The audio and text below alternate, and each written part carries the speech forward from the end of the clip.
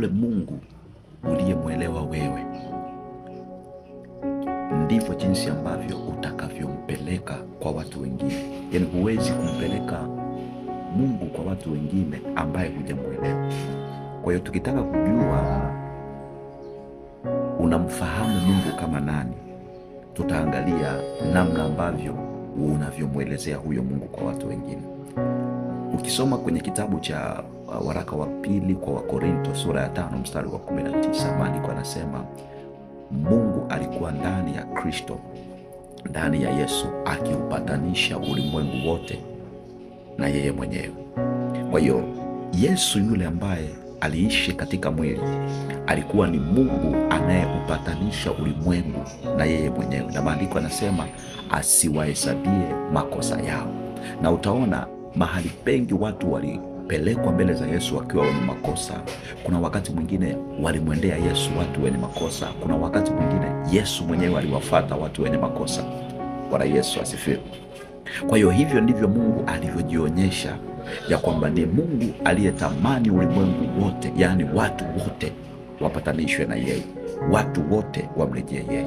Kwa hiyo kile Yesu alichokifanya msalabani kilikuwa ni njia ya Mungu kuupatanisha ulimwengu wote na yeye mwenyewe. Na ukisoma kwenye Wakorinto wa pili hiyo sura ya 5 mstari wa 19, maandiko anamalizia kwa kusema na huduma hiyo ya upatanisho Mungu ameiweka ndani yetu. Kwa hiyo tukimwelewa ni Mungu anayetamani ulimwengu wote upatanishwe na yeye ndani yetu, hatutasukumwa, hatutatafuta, ndio kilichoko, ndio kilichojaa ndani yetu. Kwa hiyo hiyo huduma, hiyo hali ya upatanisho inakuwa tu iko automatic ndani yetu.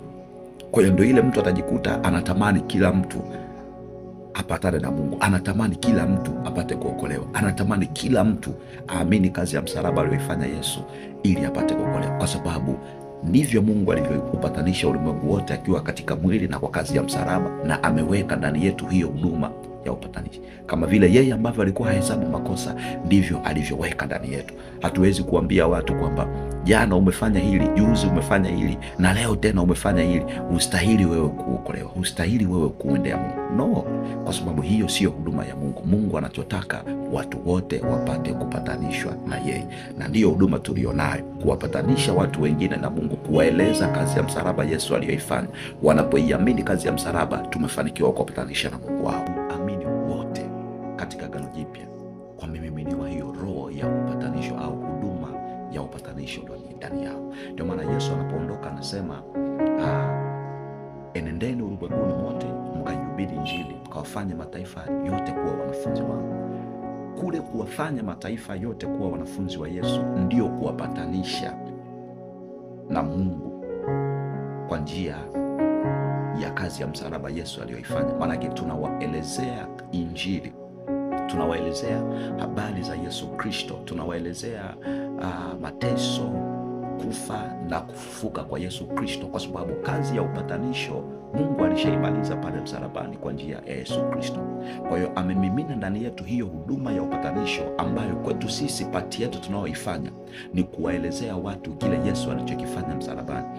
Watu wakiamini habari ya kazi ya ukombozi, habari ya kazi ya msalaba Yesu aliyoifanya, manake wamepokea upatanisho wa Mungu aliyoufanya kwa njia ya Yesu Kristo, akiupatanisha ulimwengu wote na yeye mwenyewe. Haleluya! Na Yesu ndiye role model wetu. Kanisa la kwanza lilifuata kwenye nyayo za Yesu Kristo kile alichokifanya.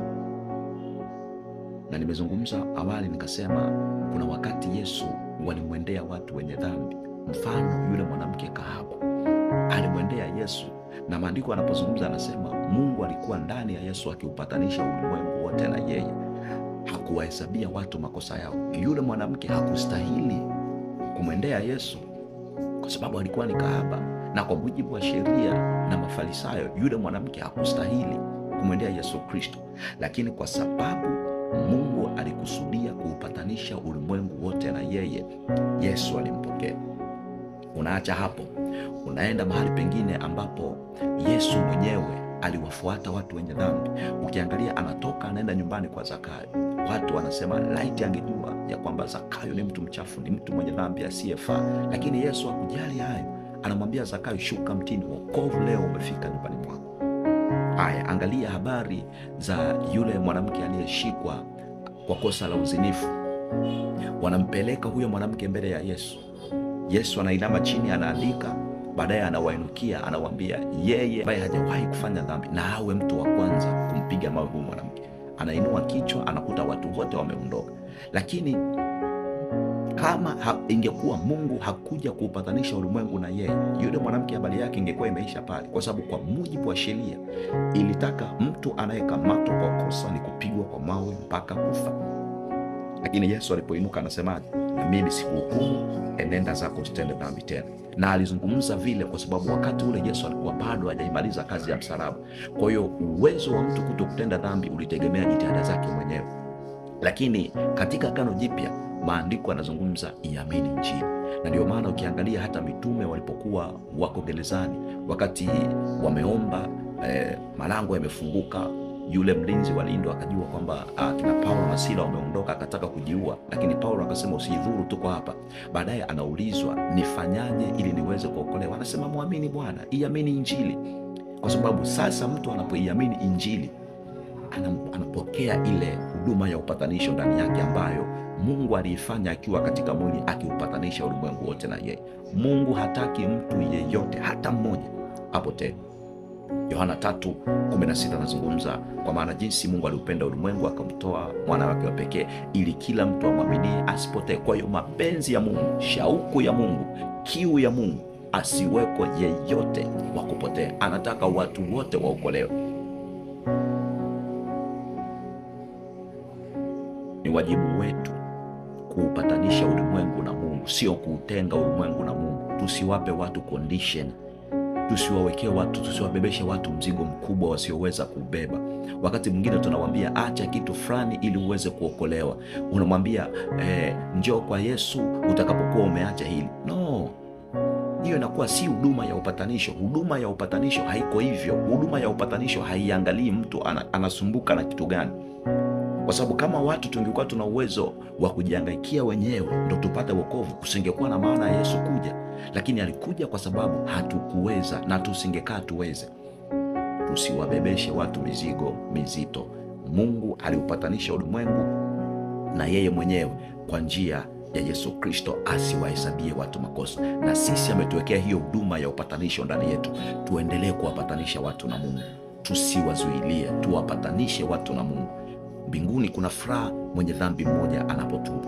Tusiwaweke mbali, tusiwatenge, kwa sababu hata hao ambao wameshindikana, hata hao tunaowaona wenye dhambi sana, Mungu anataka wapatane na yeye. Tunaihubiri Injili kwa sababu Injili ni uwezo wa Mungu uletao wokovu. Ndio wenye uwezo, Injili ndiyo yenye uwezo wa kuwapatanisha watu na Mungu. Tunapowaambia habari za kile Yesu alichokifanya wakakiamini, tumefanikiwa kuwarejesha na kuwapatanisha watu na Mungu wao. Mungu hataki hata mmoja apotee, anataka watu wote wapate kuokolewa. Tusiwaweke mbali na Mungu, tuwalete karibu na Mungu. You are blessed. Amen.